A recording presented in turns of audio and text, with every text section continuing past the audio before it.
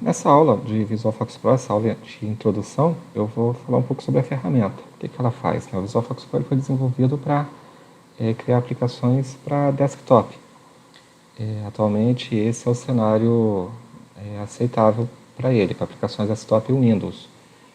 O projeto já passou por várias mudanças, né? Ele já foi DOS, ele já foi para Mac, teve até a opção de ter ele também para web. Aí, no fim, nas últimas compilações que a Microsoft fez, ele focou na parte de aplicações para desktops com o sistema operacional Windows. Então, assim, vou mostrar uma introdução para começar a entender como que é essa linguagem, né? Vou pegar aqui o desktop e, basicamente, se viu a aula que eu mostrei como faz a instalação, vocês vão ter o Fox Pro com 32 bits e 64 bits aqui disponível na máquina. Vou utilizar a versão de 32 e naquela aula que eu mostro como faz a instalação, já dá para perceber que ele carrega um pouco parecido com essa interface que já está aqui para mim. Eu utilizo a janela de Command aqui para poder trabalhar com ele. Ela está aqui na minha outra. Deixa eu arrastar para cá, ó, né? Então essa janela de comandos aqui é onde a gente começa a dizer em qual pasta que vai trabalhar, qual projeto que você vai abrir, se você vai abrir um arquivo de programa. E na verdade essa aqui é a IDE, né, do aplicativo. Então você tem aqui a janela de comandos, você tem aqui uma janela de propriedades, né? Tudo isso pode ser acionado aqui pelo menu Window aqui, né? Então você pode vir aqui, ó, Command Window, janela de propriedades, aparece aqui. Você tem aqui, por exemplo, um Document View, né? No caso ele docou aqui nessa janela, mas são separadas. Uma lista de tarefas. Enfim,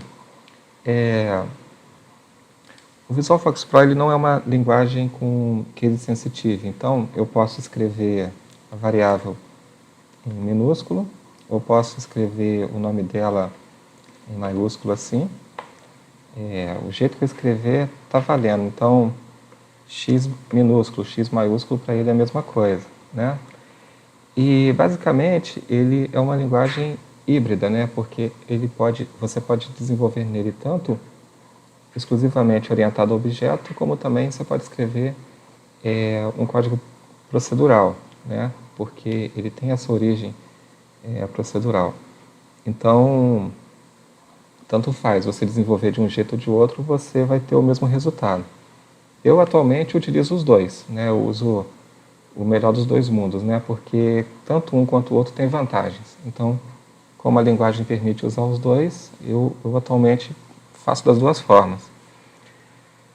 Dentro do Docs, se vocês procurarem lá, vocês vão encontrar um material introdutório, né? Que fala da linguagem, diz aqui algumas características dela, como iniciar, a parte de download do instalador, né?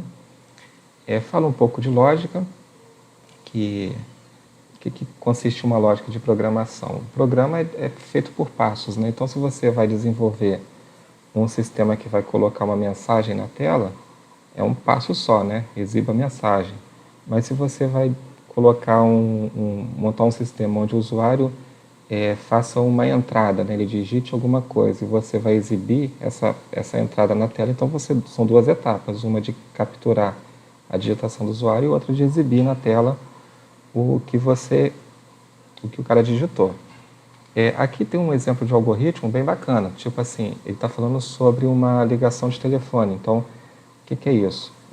Para você atender uma ligação, você tem alguns passos, ou seja, pega o telefone, né? Pega o telefone, ouvir o sinal de linha ficou um pouco antigo, né? Se for no celular não tem, mas se for um telefone convencional, um PABX, sim, ouve o sinal de linha, tecla o número desejado, se der o sinal de chamar, né? A outra pessoa atender, você conversa, desliga. Senão, você pode repetir o processo se o assunto for importante. A questão da programação, basicamente, é isso também. Então, você tem um problema para ser resolvido, você vai dividir ele em etapas, né? E você vai codificar essas etapas para que ele produza o resultado que você deseja. Aqui tem algumas explicações sobre a diferença de linguagem tradicional, né, para computador. Então, aqui, por exemplo, tem uma equação onde você tem um 2 dividido por 7, mais 4 menos 3 mais 2. E como que isso se transforma para computador? Você vai utilizar um pouco mais de parênteses, né, e colocar a expressão dessa forma aqui. Depois a gente vem para a parte de variáveis. Deixa eu dar um zoom aqui. Que ele diz que o que são variáveis? Variáveis são endereços de memória. Então, considera a variável um receptáculo, né, onde você vai colocar ali dentro um conteúdo e esse conteúdo fica guardadinho ali. E você pode usar essa variável ou essa caixa, esse recipiente em qualquer lugar, desde que ele tenha o mesmo tipo de dados. Então, basicamente é isso.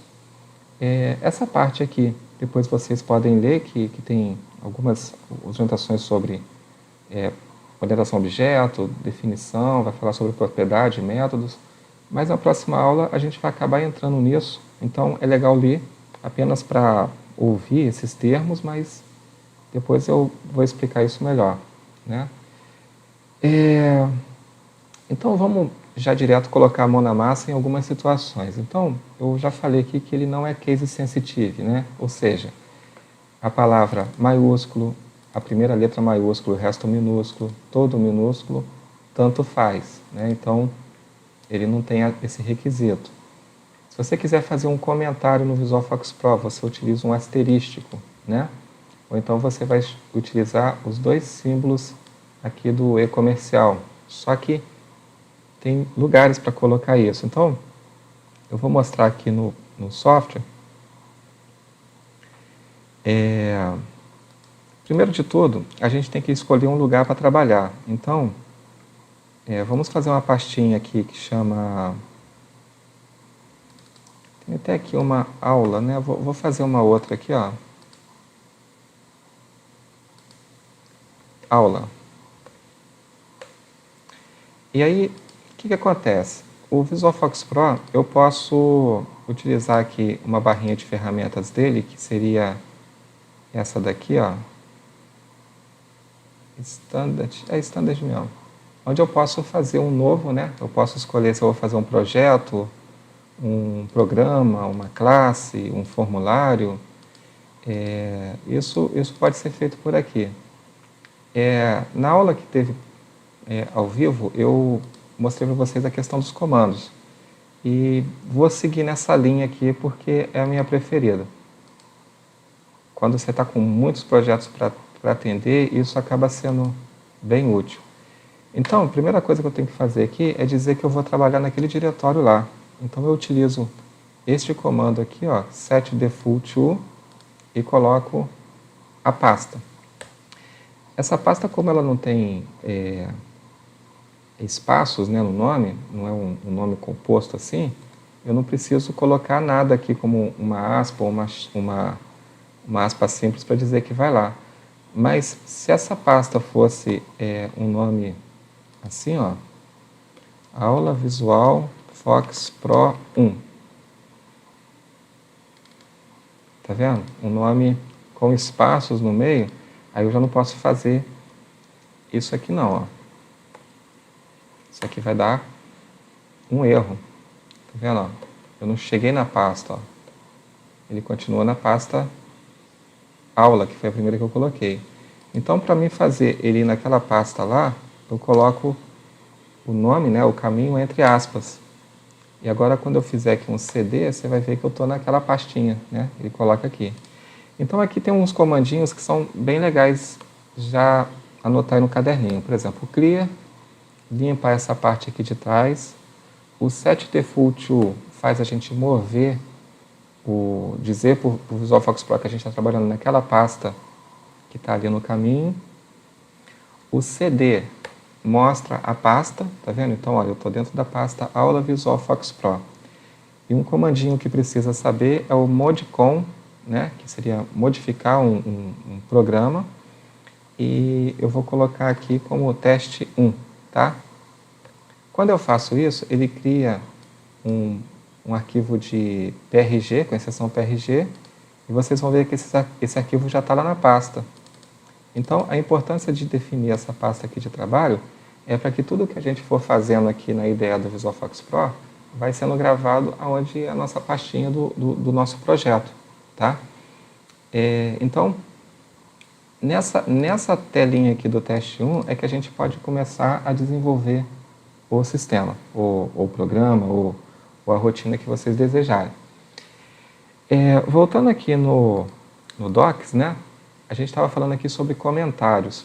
Então, para que a gente usa comentário? Se você pegar um software e somente colocar código e não deixar nenhuma observação para que aquele código serve, em um projeto pequeno isso é tranquilo, mas quando o projeto começa a ficar grande, é importante você deixar alguns lembretes dizendo, olha, eu fiz isso porque tinha tal motivo. Então, isso são os comentários. Ou até para você vir ilustrando o caminho que você está seguindo de raciocínio para aquela atividade. Então, e os comentários você pode escrever o quanto você quiser, porque quando o seu sistema, o seu programa, ele não vai ficar maior porque você colocou comentário. Quando é feita a compilação do programa, que ele transforma o que você digitou num arquivo binário, que vai ser o .exe, todos esses comentários são desprezados, não entra isso na compilação, né? Então, os comentários são úteis e é só para o usuário mesmo, né? Para o programador. Então, no VisualFox Pro, se você colocar um asterisco, isso aqui já é um comentário. Então, eu posso escrever quantos eu quiser. Tá? Posso fazer vários. E aqui na explicação aqui do Docs, vocês veem que tem um E comercial aqui, 2 vezes. Isso é quando eu quero colocar um comentário na frente de um código. Digamos que eu faço um código assim, ó, A igual a 10. Eu quero colocar um comentário aqui. E você vai lá e coloca esses 2 símbolos. Aliás, você vê até que ele troca de cor. Isto é um comentário, tá? Então, basicamente, comentários é isso.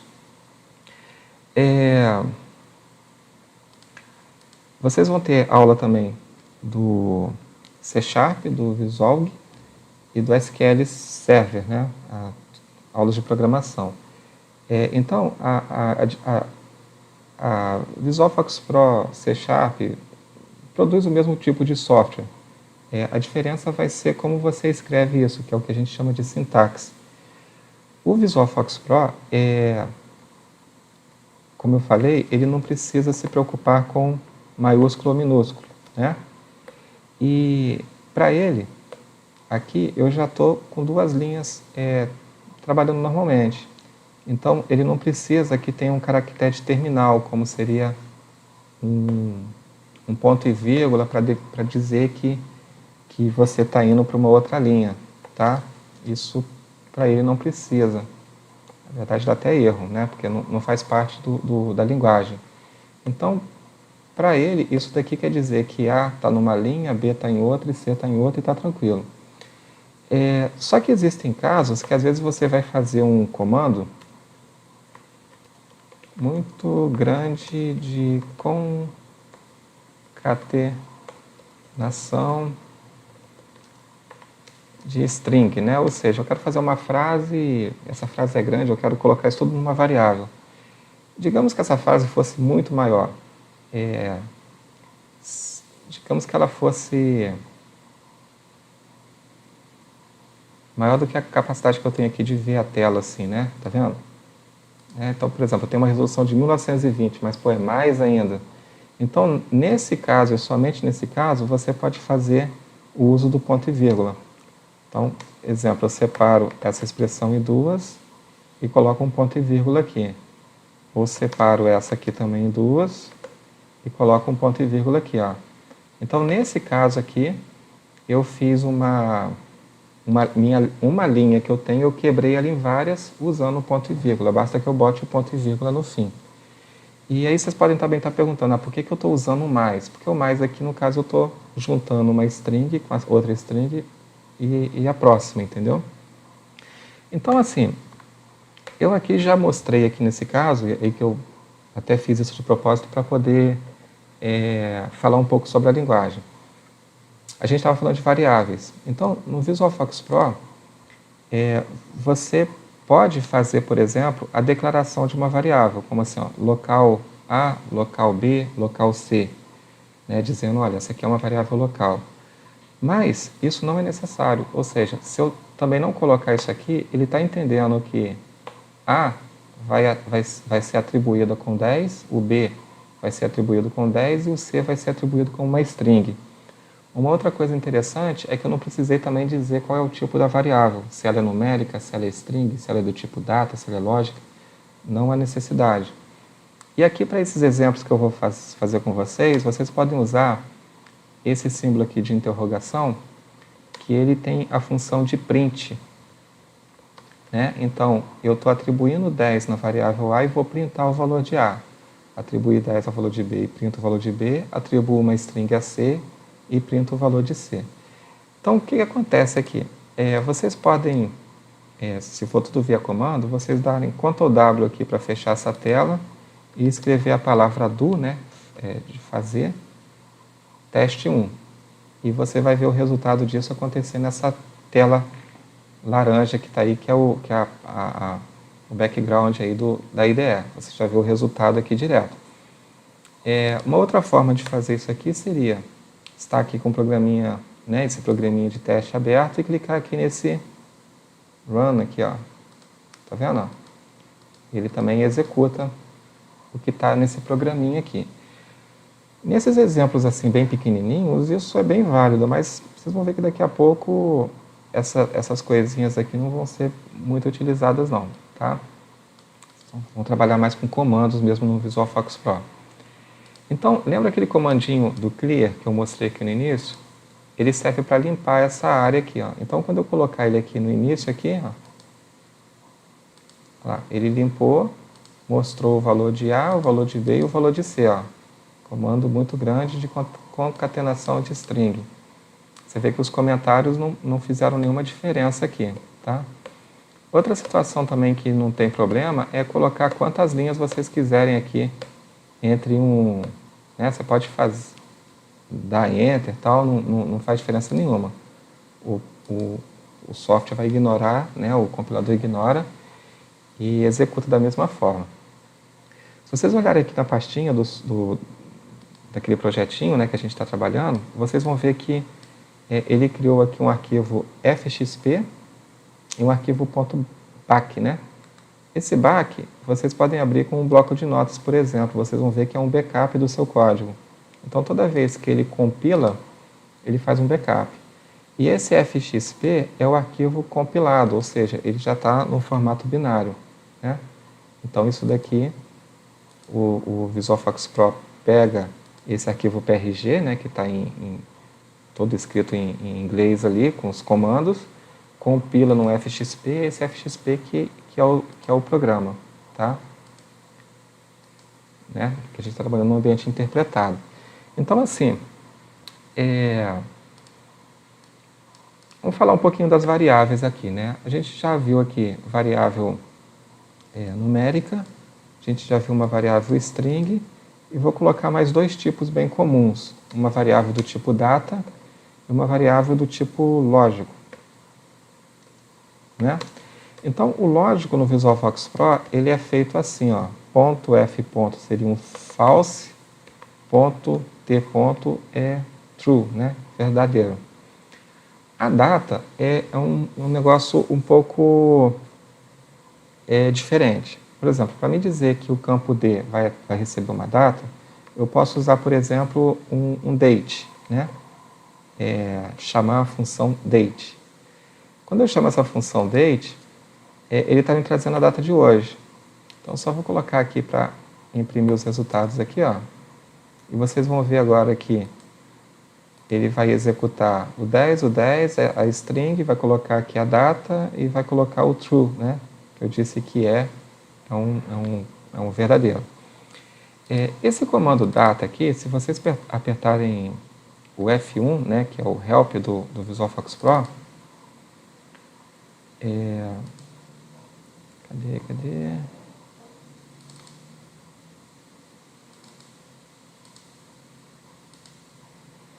vocês vão perceber que vocês também podem fazer, por exemplo, preencher essa data com uma data que vocês quiserem. Tipo, se eu colocar aqui o date, dizer o ano, o mês e o dia, ele converte, ele vai atribuir na variável D a data que eu preencher. Então, eu poderia colocar aqui, ó, 2019, 01, 10, né? Então, ano, mês e dia. Esse N aqui significaria que é número, né? Então, por isso que eu estou colocando dessa forma. E aí aqui ele vai passar a data para 10 de janeiro de 2019, tá? Então, isso seria date. Tem um outro também relacionado a date, que seria o date time. Só para a gente seguir na sequência, eu vou colocar essa aqui como E, essa aqui como F, tá? O date time, ele já é uma combinação de data e dia, né? E hora. Então, tem a data e tem a hora aqui também. E da mesma forma que o outro ali de cima, se apertar o F1, você tem a sintaxe completa dele. Cadê aqui?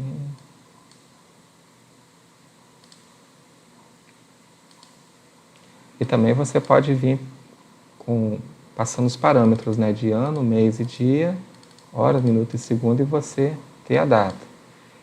Uma outra forma disso aqui acontecer, vou colocar isso aqui como comentado, seria você usar uma conversão, ou seja, eu vou converter de caractere para data, já fica um pouquinho mais esquisito, né? Mas é uma das formas mais usadas no software mesmo, porque assim, quase tudo a gente trabalha com conversão. Então aqui a gente está fazendo uma conversão, ó, caractere para data. Ah, desculpa, aqui é formato brasileiro mesmo, ano, dia, mês e ano. Então aqui, ó, caractere para data. E por que é caractere? Caractere vai ser isso que está entre aspas, né? Então eu estou chamando uma função ctod, que está entre parênteses, e dentro dela eu coloco a string, né? No caso, são os caracteres, né? Inclusive, isso é uma boa observação. Por que eu estou falando caractere toda hora? Porque é assim que é chamado no Visual Focus Pro o tipo string. Então, lá no C# vocês vão ver que string são textos, né? Meio óbvio, mas no Visual Focus Pro o tipo caractere, para ele, é o string, tá? Então, por isso que toda hora eu estou falando caractere. E aqui também ele vai dar o mesmo resultado do outro. Ó, se eu passar aqui, ele jogou aqui as variáveis. Essas aqui, basicamente, são as mais utilizadas no dia a dia, né? Número, string, data, data e hora e lógico. Isso são os mais comuns. Só que, assim, aqui no Docs, vocês vão perceber que tem mais, né? Deixa eu buscar aqui que eu já até falo um pouquinho sobre esses tipos. Aqui, ó, tipos de variáveis. São vários. Caractere, acabei de mostrar. O date, mostrei. Date time, mostrei. Numeric, né? Acabei de falar também, são os números. Lógico, né? Então, é o ponto T ponto ou ponto F ponto. General, né? Esse aqui seria para colocar arquivos binários. Digamos que você queira fazer um banco de dados e botar dentro do banco de dados uma foto, um JPEG. É esse tipo de campo que você vai usar. Esse daqui, o integer, seria o inteiro. Em C# seria o int, né? Então aqui é o campo inteiro, ele não aceita decimais.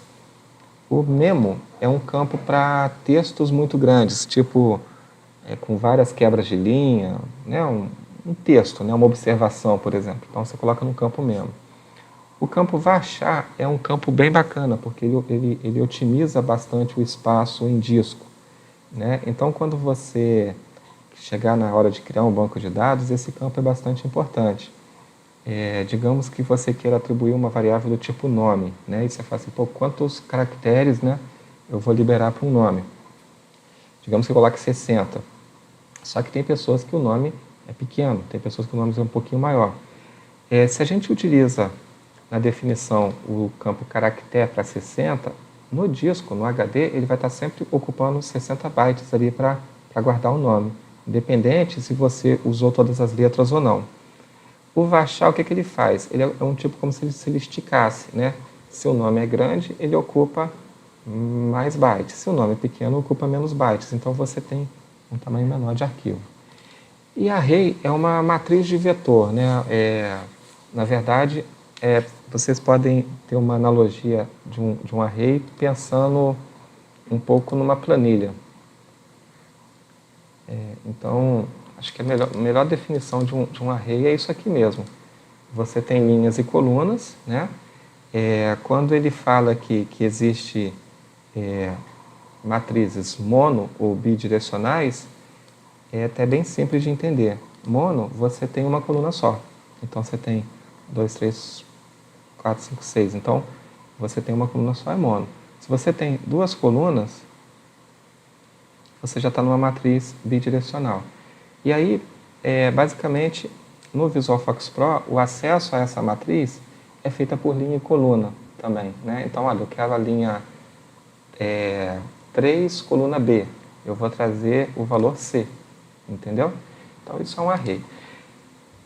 O Visual Focus Pro tem muito mais campos do que o que está escrito aqui. Só que não são de uso comum, é muito raro ter que usar eles. Porque assim, pelo menos eu, quando estou desenvolvendo um sistema, eu procuro manter uma equiparação de dados nas linguagens que vão ser utilizadas no projeto. Então, por exemplo, se eu vou usar um tipo que tem numa linguagem, mas não tem no outro, eu procuro um que seja compatível com os dois, para não ter que fazer muita conversão, entendeu? Então, eu procuro tomar esse cuidado. E aí, na prática, o que está escrito aqui são os mais utilizados. Por exemplo, no AutoCon, utiliza basicamente esses tipos aqui. Depois, a parte de declaração de variáveis, eu acabei falando, né, que no Visual Focus Pro você pode fazer o clássico, né, local, nome, res e o tipo de dado. Mas não é necessário. Você pode colocar nome igual o yield e valeu também, tá? Data, né, tem aqui uma explicação, um campo valor. E uma outra situação aqui, que vocês podem perceber e achar um pouco estranho quando a gente for falar de C#, numa outra aula, é sobre a questão da tipagem dos dados. Ou seja, aqui no Visual Focus Pro, eu vou até abrir um outro teste aqui, vou abrir um teste 2 aqui pra gente. Modcon, teste 2, né? Se eu faço uma variável igual a 10, né, ela é numérica, e eu faço isso aqui, vou mandar imprimir A e vou mandar imprimir A. E vou dar um clear aqui para poder limpar a tela de trás, né? Isso não dá erro, tá vendo? Ele mostrou 10 e depois mostrou o yield, ou seja, ele realmente tem a ideia de que a variável você coloca qualquer coisa dentro dela, tá?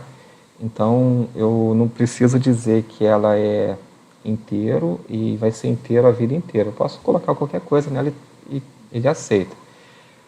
Logicamente, não é uma boa ideia fazer isso no sistema, não. Porque fica confuso de entender um programa desse jeito, tá? Mas vocês vão perceber que acho que só essa linguagem aqui que aceita esse negócio aqui. Das que a gente vai ensinar, né? Acho que tem outras que podem ter esse comportamento também. Depois entra uma parte aqui de escopo de variáveis, né? Variáveis públicas e variáveis locais.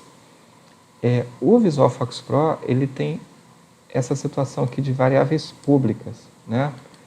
E o que para ele é variável pública? São variáveis que podem ser utilizadas no sistema inteiro. Então, você iniciou o seu programa, você colocou... Vou abrir aqui um teste 3 aqui para explicar isso. Essa sim você vai ter que declarar. Por exemplo, vou colocar aqui public, nome, empresa. Né? Eu vou dizer que o nome da empresa é AutoCon 3. Print, nome, empresa. Quando eu... fazer o clear aqui também, né, para limpar. Quando eu faço isso, essa variável, ela passa a ser global, tá? E aí ela já não fica dentro do escopo, né, dentro do escopo do programinha ou do método ou da função que você desenvolveu. Ela está disponível no sistema inteiro, em todo o ambiente do Visual Focus Pro. E como que eu mostro isso para vocês? Se eu pegar essa variável aqui, copiar e colar aqui na janela de command do Visual Fox Pro e dar um print nela, ela exibe aqui o valor da AutoCon, ou seja, ela é pública. Agora ela pode ser usada na IDE inteira, tá? Isso é bem bacana. O AutoCon 3, né, o software, utiliza isso bastante. Tem muitas variáveis públicas. O nome da empresa, qual é a loja que está selecionada, quem é o usuário que está logado. Então ele usa muito essas variáveis públicas dentro do aplicativo. E é basicamente assim que faz. Uma coisa interessante de variável pública é que quando você... logicamente, se a gente criou, a gente também pode deletar, né? Seria um release. Então, se eu fizer um release aqui, o nome dela, essa variável não existe mais. Se eu tentar um print, eu tenho um erro. A variável, o nome da empresa, não existe. Quando eu acabo de criar uma variável, por exemplo, eu não atribuí um valor para ela. Isso é importante saber. Então, eu dei um clear, fiz um public aqui para a variável e vou imprimir. Ela vem como falsa. Então, qualquer variável no Visual Fox Pro que você não declarou explicitamente qual é o tipo dela, ele considera que ela é uma variável lógica e atribui o valor de falso. Tá bom? Então, isso é importante saber. Agora, se eu colocar aqui, ó, nome empresa igual Wilder, e novamente dar um print aqui embaixo, ó, né? Então, eu publiquei a variável. Vamos fazer aqui bem direitinho. Ó. Release, apaguei a variável, coloquei ela como pública, mandei imprimir, ela não foi instanciada, então ela vai ser uma lógica como falso. Atribuí uma string para dentro dela e vou printar a string. Então, ela fez exatamente o que eu estava falando lá. Começou como falsa, agora ela é do tipo string, tá? E aí, isso seria essa parte aqui que foi explicada aqui no Docs, né? Outra coisa que vem aqui são a parte de nomeação de variável, né? Isso, nesse primeiro momento, não é tão importante. Vamos, né? Depois vocês leem, está bem explicadinho, mas nesse primeiro momento não é importante. Operadores aritméticos. Isso aqui é bem legal de saber. Operadores aritméticos são comumente utilizados para a realização de cálculos matemáticos, mas eles também podem ser usados para concatenar string, como vocês viram fazendo ali. Coloquei uma string, mais outra string, joguei tudo numa variável só. Então ele também serve para isso. Mas em geral, é quase igual a calculadora, né? Mais, menos, multiplicação, divisão, potencialização e resto da divisão. E aqui tem uns exemplozinhos de como que isso acontece.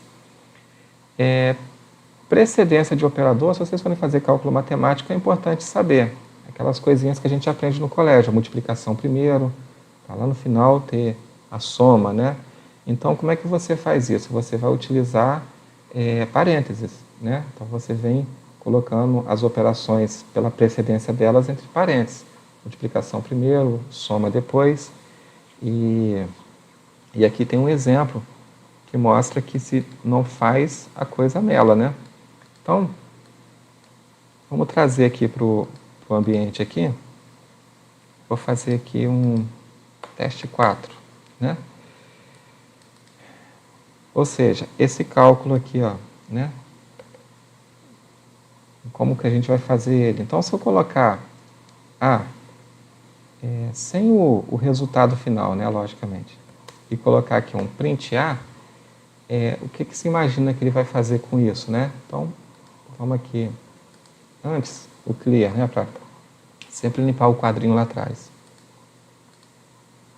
Ó, colocou 14. Por quê? Ele executou primeiro o que está entre os parênteses e depois ele multiplicou. Então, essas precedências, vocês têm que prestar atenção nisso, né? Sabendo que a multiplicação ocorre primeiro, e você quer fazer uma soma, então você tem que botar um parênteses. Um jeito que daria um outro resultado aqui é se você simplesmente fazer ela sem os parênteses, né? Aqui o resultado vai ser esquisito, ó. Entendeu? Por quê? O que aconteceu? Ele primeiro fez a multiplicação, né? 5 vezes 2, 10. depois ele somou 2 aqui, e ficou 12. E aí não é o resultado esperado, né? Então, você tem que saber que fórmula que você quer fazer. Basicamente, se a gente fosse fazer os parênteses aqui e ter certeza do que vai rolar, a gente sabe que ele vai somar 2 a uma multiplicação de 2 vezes 5, tá? Matemática básica, isso aí, eu acho que está fácil esse assunto. Mas se alguém tiver dificuldade, aqui está mais detalhadinho aqui, essa explicação. Depois teve aqui uma parte aqui no Docs, que é bem legal de ser falado, que são as operações matemáticas básicas, né? Então, tudo numa linguagem de programação é através de funções, né? Então, vocês viram quando eu usei a função data, né? Date, né? Eu coloquei date entre parênteses. Então, aquilo é uma função. E aí aqui tem um comparativo entre C# e Visual Fox Pro bem interessante, que mostra um pouco disso que eu estou falando até agora. Você vê que no C# a gente coloca um int meu valor, ou seja, eu estou iniciando a variável e ela vai ser do tipo inteiro até morrer, até eu destruir essa variável. Em Visual Fox Pro eu não preciso declarar, como eu já mostrei, então eu já coloquei meu valor igual a 0, direto. Depois, vocês veem aqui que tem várias funções do tipo, no C# a gente vai precisar usar a função match.sqrt, né? Então, match significa que eu quero fazer uma operação matemática, ponto, qual operação matemática eu quero, entre parênteses, o cálculo, os parâmetros que essa função exige. E isso vai me dar um retorno. O Visual Fox Pro, ele não precisa dizer que você vai usar uma operação matemática, ele não precisa dessa precedência do match. Para ele, SQRT é raiz quadrada e está resolvido. É só isso mesmo, entendeu? Então, se você utilizar SQRB e colocar o que você precisa, ele vai trazer o resultado de 11, igual acontece aqui também, nessa outra linguagem. E são muito parecidas, né? Ó, SQRT está aqui e está aqui, raiz quadrada. O round, que é um arredondamento, ó, mesma coisa aqui, tá vendo? Só muda um pouco. Aqui, na verdade, é vírgula, né? Essa imagem aqui está como ponto, mas isso aqui é uma vírgula. É exatamente igual está aqui. Aqui você vê que ele tem um 42 ponto, aqui não precisa, tá? O ABS é uma função que retira o sinal. Então, se eu coloco assim, ABS menos 23, o resultado é 23. Ele tira o sinal negativo. É a mesma função no Visual Fox Pro. Esse daqui é para trazer o log. O que é o log? Log, esqueci o que é log. Não sei se é potência. Vou consultar aqui e já falo com vocês. E o π, né, é aquela da circunferência. Deixa eu buscar aqui o log. Esse log aqui eu boiei.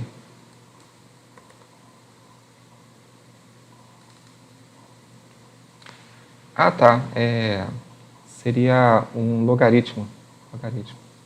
Então, basicamente é isso aí, então, tá? Então, você pode usar direto, né, as funções ali. Já está valendo. Toda essa parte aqui de conversão de valor, eu vou falar na próxima aula, tá? Então, isso daqui a gente deixa para frente. E operadores lógicos e de comparação. Aí é também igual na matemática, né? Maior, maior igual, menor, menor igual. Esses aqui já podem ser usados nas estruturas de decisão, né? AND, OR, NOT, né? Ou a própria palavra NOT também. Posso usar o símbolo do exclamação, ele significa não, mas eu posso usar a palavra not explícita mesmo também que ele vai entender. E chegamos nas estruturas de decisão. As estruturas de decisão mais utilizadas no Visual Fox Pro é o if, else e o end, e do case e end case, são as mais comuns. Aqui tem um exemplo, né, do código dessas duas estruturas, mas eu vou mostrar para vocês aqui no programa, tá? Então, eu vou fazer aqui um teste 5 e vamos falar um pouquinho desses, do if, do case, etc. Então, para exemplificar isso aqui, eu vou fazer aqui uma variável do tipo A, numérica, né? Vou colocar que ela é 10. Então, uma estrutura de decisão, ela é composta por aqueles blocos ali. Então, eu tenho um if, eu tenho o end para encerrar. Então, aqui dentro aqui desse bloco aqui, nesse meio, eu vou fazer alguma coisa se o if for verdadeiro, né? Então, aqui quando eu dei um enter aqui, você vê que, ó, se a minha expressão for verdadeira, então execute comandos. Se ela não for verdadeira, aí é o else, execute outros comandos. Então, eu vou mostrar aqui um exemplo. Se o A for igual a 10, eu vou colocar aqui, ó, resultado é o esperado. Se não for igual a 10, resultado foi inesperado, tá? E aí, se eu executar esse negócio aqui, ó, lembrando sempre de botar aqui o clear aqui, né, para ele limpar o quadro lá atrás. Ó, resultado é o esperado. Se eu colocar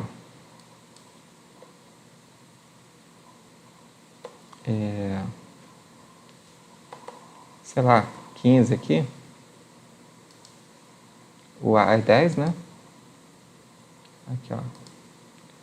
O resultado foi inesperado, tá?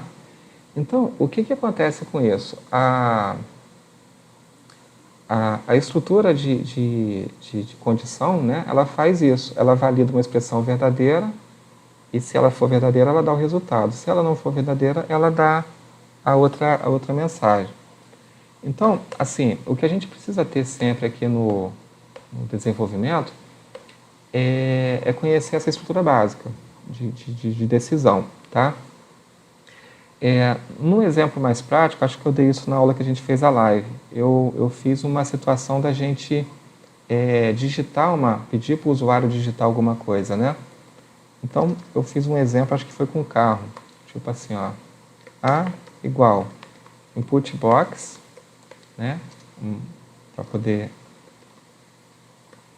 digite o nome, a marca do carro, né? Aqui seria o diálogo, né, com o usuário.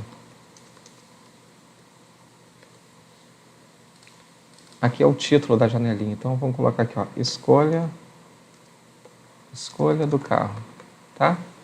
Então, nesse caso aqui, você vai ver que quando a gente limpar, vai aparecer uma janelinha de escolha do carro, digite a marca do carro, né? 2 pontos. Eu vou colocar Fiat, aí ele vai escrever, o resultado é o esperado. Se eu digitar qualquer coisa, ele vai escrever, o resultado foi inesperado. Então, olha lá, Fiat, olha lá, digite a marca, é o contrário, né? Digite a marca do carro aqui embaixo, outra aqui em cima, ó.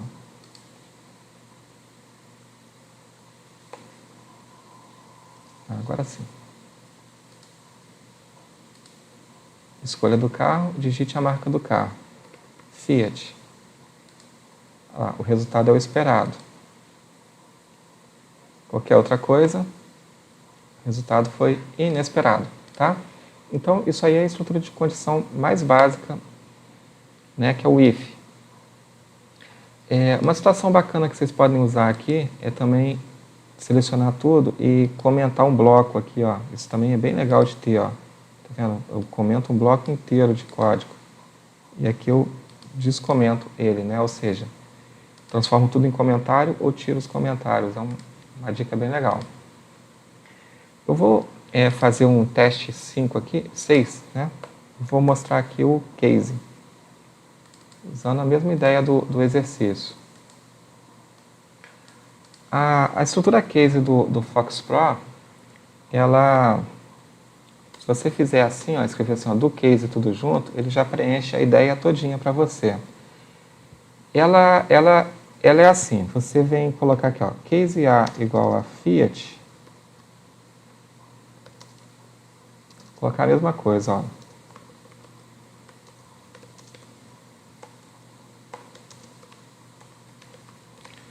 Tanto foi o esperado. Otherwise, né, quer dizer, caso contrário, foi inesperado. A estrutura case, o bacana dela é que você pode ter vários aqui, né? Então, digamos, para ficar mais bonitinho, ó, mais A, né? Ou seja, o resultado foi esperado, vai colocar 2 pontinhos e vai dizer Fiat, né? Deixa eu copiar isso aqui nos outros. E aqui embaixo eu vou colocar aqui, ó, fim do processamento, tá? Dizer que acabou. A estrutura case é assim, o camarada vai digitar Fiat, ele vai vir aqui, ó, do case A igual a Fiat, ele executa isso. Case A igual Fiat vamos fazer com marca, escolha do carro, escolha a marca, vamos colocar com marca, Palio, Brava, qual outro? É o bairro da Fiat, esse é velho, hein? Ideia, meu sogro, ideia.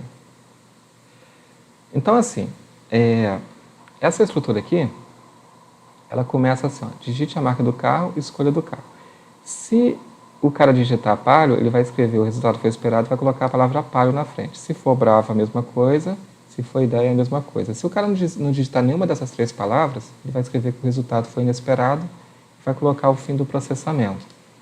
Então, vamos ver acontecendo aqui. Ó, Palio.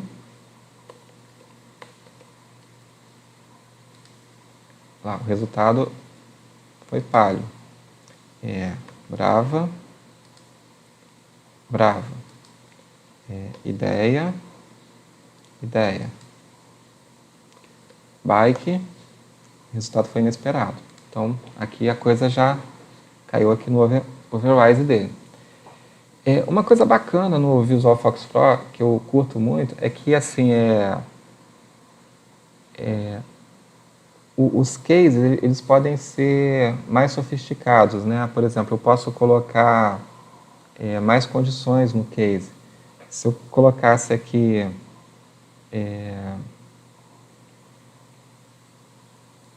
C igual digite a cor do carro, né? E aí, digamos que no Palio, se o cara escolhesse uma cor branca, ele teria uma promoção. Então, eu posso fazer um case Palio, um outro case Palio.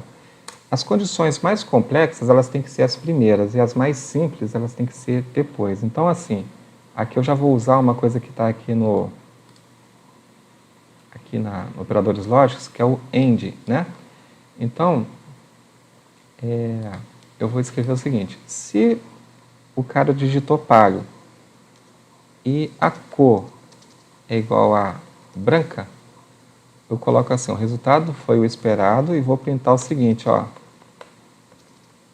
a cor branca ganha o IPVA gratuito, entendeu? Agora, se ele escreveu só Palio e a cor não é branca, ele vai falar assim, o resultado esperado foi Palio, mas não vai dar nenhum bônus pro cara. Então, ó, digite a marca do carro, Palio, digite a cor, branca.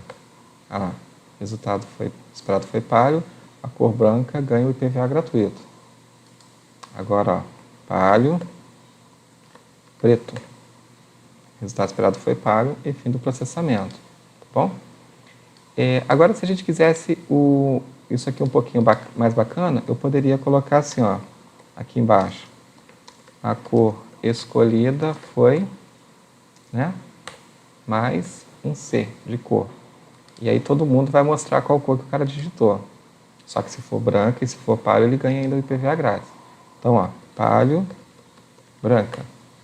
Aí vem, o resultado foi Palio, a cor branca ganha o IPVA gratuito e a cor escolhida foi branca. Fim do processamento. Se eu colocar aqui Palio, cor do carro preta, ele só vai dizer que foi Palio, a cor escolhida foi preta e tu não ganhou nada. Tá bom? Bom, eu acho que encerrar por aqui, né, porque o vídeo acaba ficando um pouco longo e às vezes não fica bacana. Já está dando aqui 50 minutos de vídeo.